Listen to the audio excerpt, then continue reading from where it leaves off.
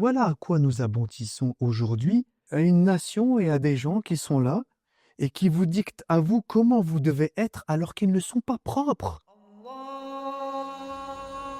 الله أكبر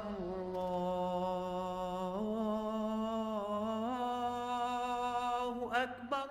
أعوذ بالله من الشيطان الرجيم بسم الله الرحمن الرحيم الحمد لله رب العالمين اللهم صل على محمد وآل محمد السلام عليكم ورحمة الله وبركاته. Je cherche refuge en Dieu contre Satan le lapidé au nom de Dieu, Ar-Rahman le clément.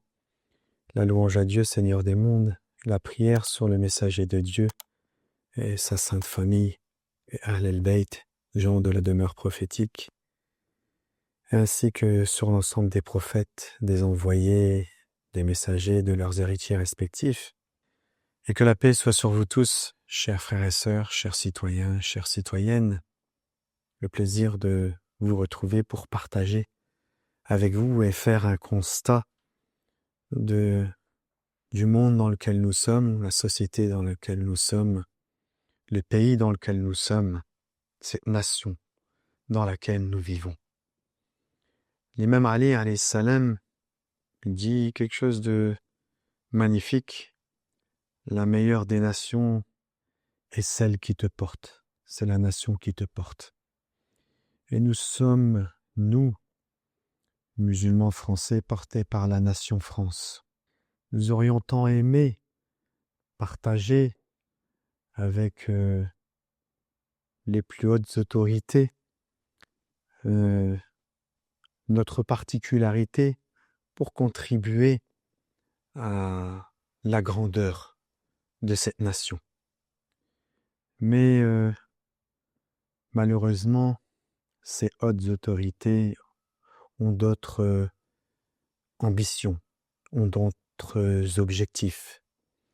Ils veulent construire un monde selon leur propre vision limitée et en oubliant que ce qui nous donne la force, la puissance, c'est d'être détaché des passions, détaché de tout ce qui nous enchaîne. Mais eux, ils veulent construire en étant enchaînés et en ayant des intérêts de pouvoir, des intérêts économiques, des intérêts hégémoniques, etc., etc. C'est un peu le monde dans lequel on vit dans notre société France et en Europe et un peu partout dans le monde. C'est malheureux parce que nous avons tant à partager ensemble. Aujourd'hui, comme vous le savez, j'en ai parlé la dernière fois, il y a tout un débat dans lequel je ne rentrerai pas, si ce n'est pour rappeler l'essence de ce que nous sommes. Mes frères et sœurs, je parle en particulier à la grande famille de l'islam. L'islam est une religion extraordinaire. Mais vous ne devez pas entendre lorsque je dis cela, religion en tant que précepte, ça c'est bien, ça c'est pas bien, ou etc. Ça fait partie du code pour régir notre vie et la société. Non, je vous parle de l'islam en tant que civilisation céleste, civilisation supérieure. C'est à cet islam que tous les prophètes ont appelé. Et cet islam, il est là pour élever l'homme. Il est là pour lui donner un cadre qui va lui permettre de ne pas tomber dans l'injustice. Il est une direction qui a été promise à Adam puisque nous sommes descendus sur cette terre, ennemis les uns des autres. Mais il a dit, ce Dieu que nous adorons, ce Dieu qui nous a créés, il a dit à Adam, ouais, je le dis avec mes mots, t'inquiète pas, il y aura une direction, je ferai descendre une direction pour vous. Cette direction, c'est la foi, cette direction, c'est l'islam, et cette direction, c'est celle qui nous permet de ne pas commettre les erreurs que les grands de ce monde commettent aujourd'hui, c'est-à-dire d'être imbu de sa personne et d'être à la recherche d'un intérêt qui va servir ma propre individualité, ma personne, mais aussi mon clan et ma famille au détriment des autres. Non, l'homme ne peut vivre en paix que s'il pense aux autres avant de penser à lui-même.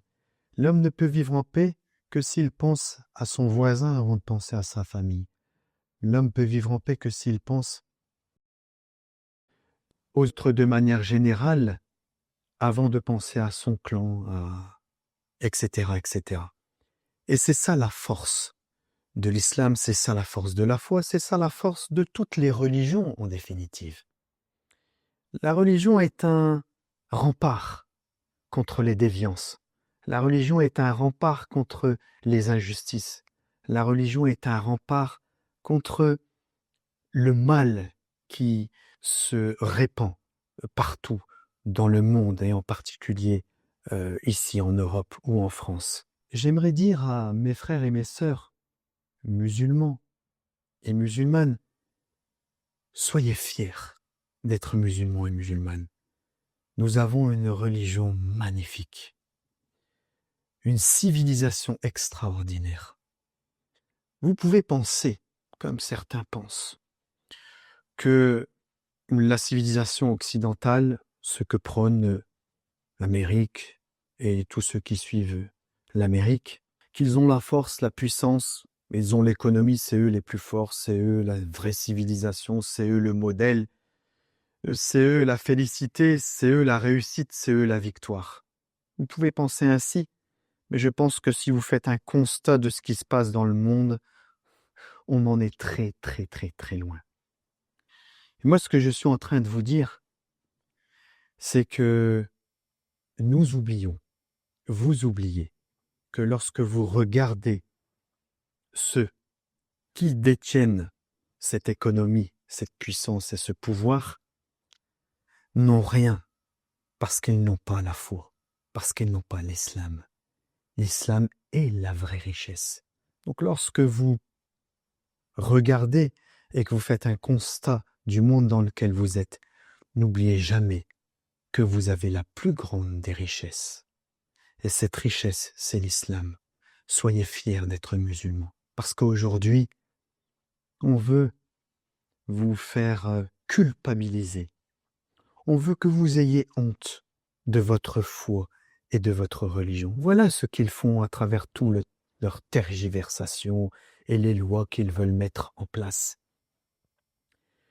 Alors que vous avez là un trésor que vous devez préserver, dont vous devez être fiers et que vous devez mettre en pratique dans votre vie en élevant toujours le débat et la réflexion, parce que on veut nous faire croire, c'est pour ça qu'ils ont fait aussi ce que l'on nomme la séparation de l'Église et de la politique, avec les lois qu'ils ont fait au début des années 1900, faisant croire que c'était deux choses qui étaient complètement différentes et que la religion n'avait pas à s'immiscer dans les affaires politiques. Et là, je vous rappelle une histoire, celle de Jésus, lorsqu'il est allé et qu'il a tapé du poing sur la table avec les marchands du temple, et d'autres histoires qui existent bien sûr pour tous les prophètes. Les prophètes se sont levés pour une chose au départ, c'est se lever contre les injustices. Se lever contre les injustices, je pense que c'est très très politique. Donc, il n'existe pas, comme ils nous font croire, un islam politique et un autre islam. Non, non, non. Il y a l'islam avec un grand I, tout simplement. Il y a la chrétienté, il y a le judaïsme, il y a le bouddhisme, il y a les grandes religions. Et ces grandes religions, elles sont une part intégrante de la société dans laquelle nous vivons et elles sont une partie intégrante de la politique. Et je dirais même plus, elles sont, je l'ai employé tout à l'heure ce terme, le rempart et la protection justement à toutes les déviances qui feraient que la politique prendrait des orientations qui ne sont pas les bonnes. Et c'est ce qui se passe aujourd'hui. Parce que nous avons à la tête de nos pays, à la tête de notre nation, des gens qui sont déviants, sans en dire plus. Et cette déviance, elle ne peut pas être un modèle pour l'homme. Normalement, un homme politique, un vrai, quelqu'un qui veut conduire une nation, un pays, ou un groupe qui veut conduire une nation ou un pays, il doit avoir les qualités les plus nobles. Or, aujourd'hui, on fait la promotion des qualités les plus déviantes et on les met, on les élève et on leur donne du crédit et on leur donne une possibilité de pouvoir s'exprimer. Et ceci nous fait rentrer dans des débats qui n'ont aucun sens.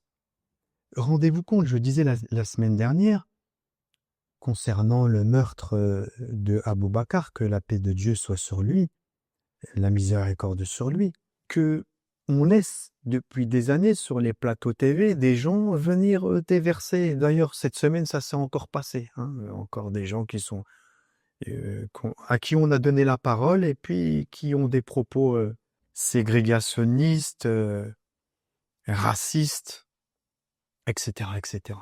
Mais maintenant, c'est même monté encore plus haut. C'est-à-dire que on a certains de nos politiques qui ont des propos racistes.